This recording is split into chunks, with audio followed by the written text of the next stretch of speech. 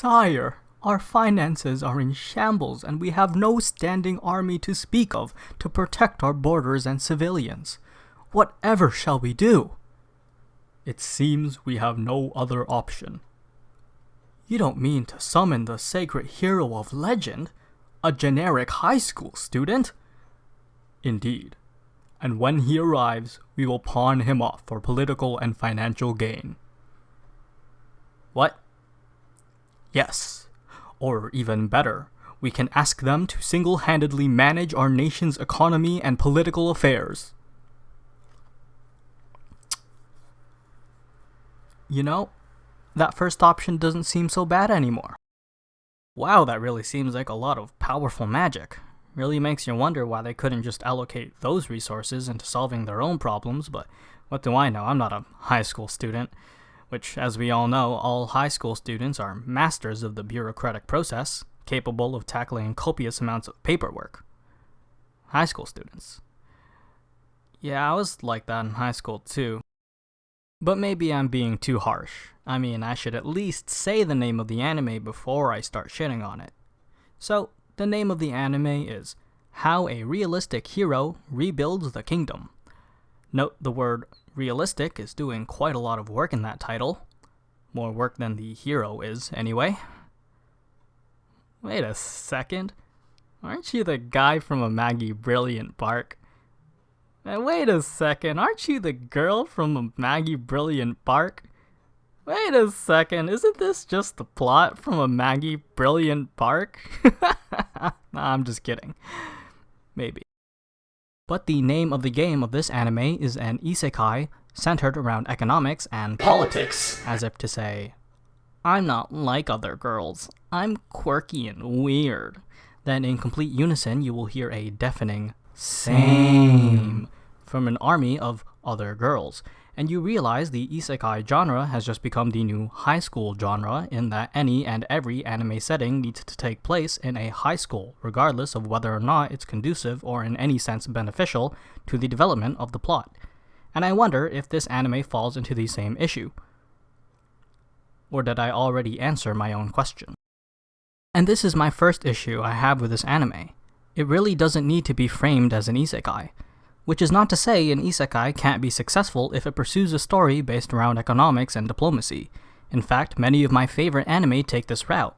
But the difference here is that in these animes, the concept of traveling to another world is in one way or another pivotal or instrumental to the story, such as a modern army invading and occupying a fantastical world, or players developing in-game magic, mechanics, and government based on their lives in the real world.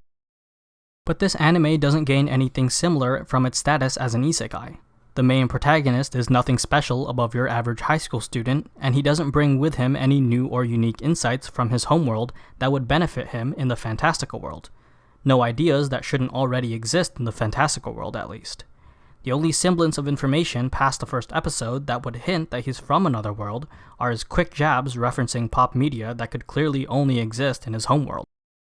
But all of this is really just beating around the bush of my second issue with this anime, which is this fucker right here. Good God, if ever anyone could write a character with less personality, I would hand them a Pulitzer Prize personally by hand. The main protagonist, Souma, comes off as an intellectual Superman capable of outsmarting everyone in the room whilst boasting a wealth of knowledge far greater than even all of the king's retainers. And this overpowered oversmartness isn't necessarily a bad thing. I feel like I'm repeating myself here, but this trope is actually one I enjoy when it's done correctly. But this anime executes this character trope extremely poorly. Listen, if you plan to make a character who's going to be the strongest or the smartest person in the room, they should have a damn good reason to justify why that is. Maybe they were once secretly a child star who was familiar with the industry, and that's where they get their advantage. Or perhaps they spent years in a cave eating plants and rocks, which turned them into an absolute juggernaut. As you can see, the reason isn't always great, but a dumb or silly justification is better than no justification at all. And as far as the viewer is concerned within the first few episodes, Souma is nothing more than a literal high school student. This is an example of how not to structure a base to suspend disbelief. It would have taken 2 lines explaining that Souma was a grade A student, or that he had a vested interest in economics or political theory. But instead, we're not given anything, and left to wonder indefinitely the question, why is he so smart? And all this chips and culminates towards my third and final major issue with this anime, which is a general lack of reasoning. I'd hate to overstay my welcome at Demo's funhouse of cynicism, but it was around the third episode when I realized it's not that Souma's particularly smart, it's just that everyone around him is incredibly stupid. Like in the first episode, when they were solving the issue of their immediate financial deficit, I'd be lying if I said I wasn't excited to see how he'd solve this first problem, by maybe establishing a black market to sell magic items, or perhaps invent a rudimentary stock market system to manufacture invented wealth. Instead, he comes up with the revolutionary idea to liquidate imperial assets. As if every intellectual in the capital couldn't fathom the idea of categorical sorting. What? Or perhaps in the second episode where Souma and his generic blonde love interest are talking about reforms to agriculture. The whole scene is supposed to highlight just how smart and forward-thinking Souma is, but instead the whole scene just comes off as condescending and far from left field because it's lacking the context and reasoning to justify why this would be the case. It's mentioned prior that the Demon Lord's invasion caused a loss of land, but beyond that there isn't much else to infer. The topic of cash crops and the kingdom's economic attitude, which are crucial to this scene and its reasoning, are never mentioned until this moment. The viewer is therefore not given the pretext to expect that this would be the logical chain of reasoning, and it just looks like Souma pulls these out of his ass for the sole purpose of looking smart, which, I should iterate, is not a good way to suspend disbelief. And this is a reoccurring pattern throughout all these subsequent episodes, whether it be Souma looking for his retainers, Souma discussing ecology, or Souma inventing a national broadcasting mukbang channel, which makes it seem like Souma is single-handedly carrying the plot by himself. And honestly, that claim might not be too far off from the truth.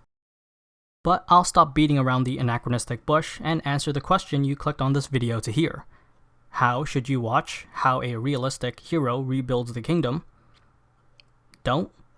There are plenty of other animes that cover topics like this, both in and outside the genre of isekai, where you can get your fix of economic and political fiction. But if you absolutely have to get more of this story, I would suggest reading the manga over watching the anime, because the manga's art style is far more detailed and appealing, and the story, while much of the same, has a much smoother pacing, and is more suited to the wall of text style of storytelling as opposed to the 5-minute long expositions you find in the anime. As a final note, I'll say the reason I came down so harsh on this anime is because I really wanted to like it. I don't think the premise is entirely unoriginal, and with some better enunciation to detail, it really could have matched the intellectual gotcha moments of some other similar animes like Spice and Wolf or Log Horizon. In another timeline, it would have made a nice addition to the niche library of political economic anime, but unfortunately, I'm not mentally bankrupt enough to look past the jarring plot holes riddled throughout what should have been a very enjoyable anime watching experience.